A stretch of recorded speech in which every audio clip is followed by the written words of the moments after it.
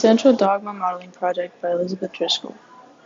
The first topic we'll be discussing is DNA replication, which takes place in the nucleus of eukaryotes and the cytoplasm of prokaryotes. First, let's discuss DNA structure. DNA is a double helix composed of a sugar-phosphate backbone held together by phosphodiester bonds between the phosphate groups and deoxyribose sugars and nitrogenous bases. 3' and 5' refer to the carbon number of the deoxyribose sugars. The two antiparallel strands run opposite each other so that one is in a 5' to 3' direction, and the other is in the 3' to 5' direction. The two strands are connected by the weak hydrogen bonds between the base pairs that make up the rungs of the latter.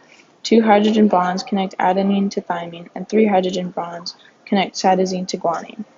For DNA replication to take place, DNA must be unzipped by helicase, an enzyme that breaks hydrogen bonds between the base pairs to separate the double helix. DNA replication starts in the midst of a double helix and moves outwards, so a replication bubble forms with a replication fork at each end. The replication fork refers to the site where the parental DNA double helix strands separate. Topoisomerase is an enzyme that works upstream from the replication fork to relieve the stress from the DNA's unwinding. The synthesis of the daughter DNA strand occurs in the 5' to 3' direction.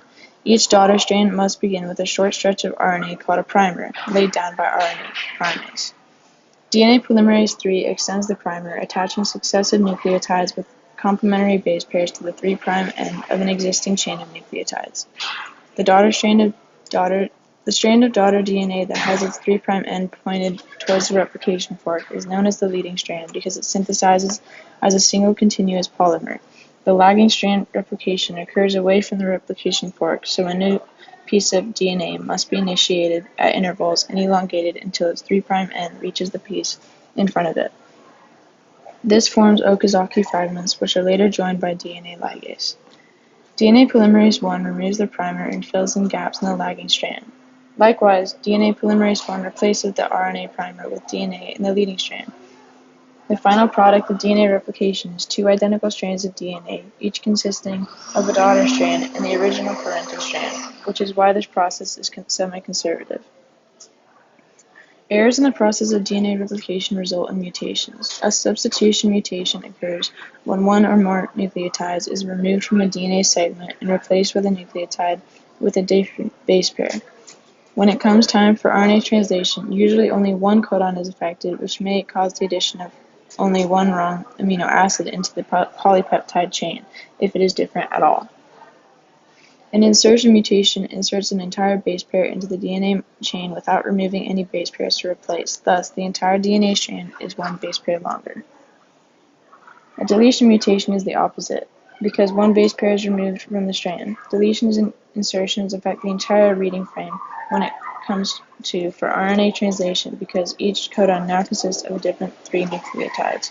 Thus, all of the amino acids added after the insertion or deletion are affected. RNA transcription takes place in the nucleus of eukaryotes, where the DNA is located, and in the cytoplasm of prokaryotes. For each gene, only one strand is transcribed.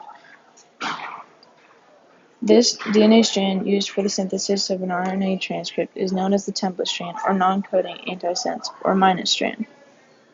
Since the RNA transcript is complementary to the template strand, it must follow that it is identical to the DNA non-template strand, also known as the coding sense or plus strand, except for the inclusion of nitrogenous base uracil in the place of thymine. Like a DNA double helix, RNA and the DNA template strand are antiparallel.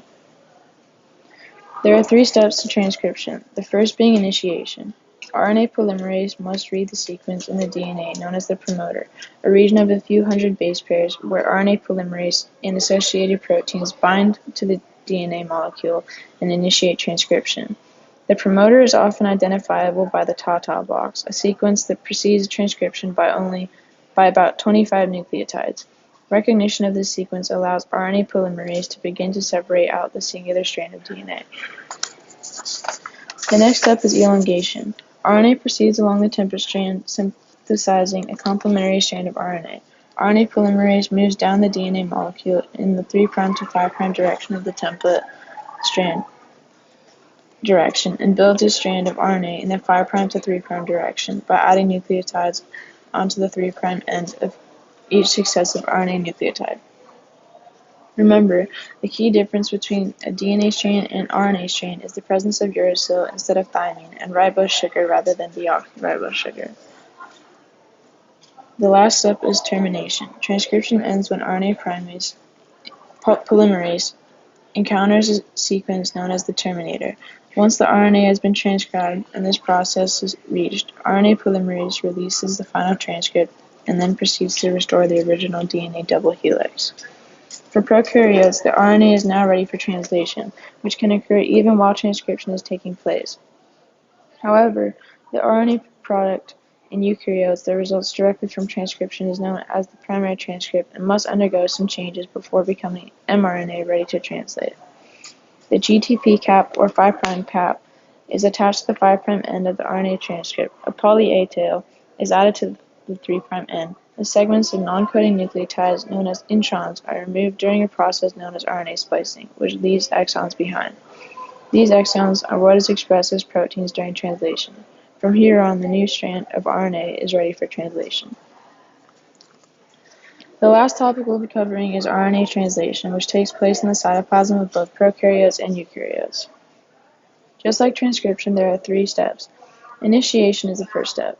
Initiation factors bind the small ribosomal subunit, mRNA and tRNA, carrying methionine at the GTP cap. Ribosomes are composed of rRNA. This forms a complex that moves along the mRNA in the 5' to 3' direction until it reaches the AUG start codon, which establishes the translational reading frame. When this codon is reached, the large ribosomal subunit joins and the initiation factors are released. At this point, the next tRNA can join and the process of building a protein begins. The second step is elongation. The tRNA carrying methionine occupies the middle slot of the ribosome. Next to it, a new tRNA, whose anticodon complements the mRNA codon adjacent to the AUG start codon, binds to the mRNA. A peptide bond then forms between the first amino acid, methionine, and the new amino acid. The tRNA attached to the methionine then releases itself from the ribosome, which moves again in the 5' to 3' direction to provide room for the next tRNA to bind and continue synthesizing or elongating the polypeptide chain. Finally, termination occurs when the ribosome reaches a stop codon, either UAA, UAG, or UGA, which do not have corresponding tRNAs. Instead, protein release factors bind to the ribosome, causing the bond that connected the tRNA and polypeptide to break, and the polypeptide to terminate synthesis. This finished product is released and the ribosomal subunits dissociate. Overall, DNA replication is a semi-conservative process producing 2 DNA molecules, each composed of a daughter and parental strand. The central dogma transcribes DNA into mRNA, which is then translated into proteins through a process involving tRNA and RNA, or ribosomes, to finally create a protein. Thank you.